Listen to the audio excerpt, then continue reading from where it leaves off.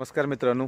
आता जंगलात जात असताना आम्हाला ज्याला ब्राह्मणी आंधळा साप किंवा फ्लॉवर पॉट साप असं ज्याला म्हटलं जातं तो दिसला आहे.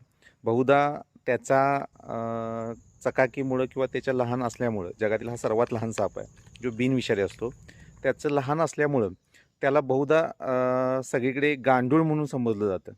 पण ॲक्च्युली तो गांडूळ नसून तो एक साप आहे जो श्रीलंका आणि आपल्या भारतात पश्चिम घाटामध्ये प्रामुख्याने आढळतो. त्याचं मेन अधिवास हा कुजलेल्या पानात किंवा कुजलेल्या लाकडामध्ये लाकडाच्या खोडामध्ये तो राहत असतो. शक्यतो तो चावत नाही किंवा आपल्याला हानी करत नाही. तो जीवाश्म पद्धतीचा आहे. म्हणजे ब्राह्मणी आंधळा साप असं का म्हणतात?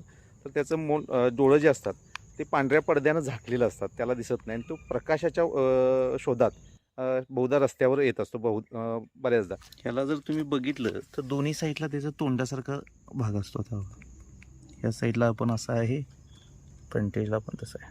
हा दिसणारा साप आपण यापूर्वी कधी पाहिलात का? जर पाहिला असेल तर आपल्याकडे याला काय म्हणतात हे कमेंट बॉक्समध्ये नक्की सांगा. व्हिडिओ आवडल्यास लाईक करा, शेअर करा. धन्यवाद.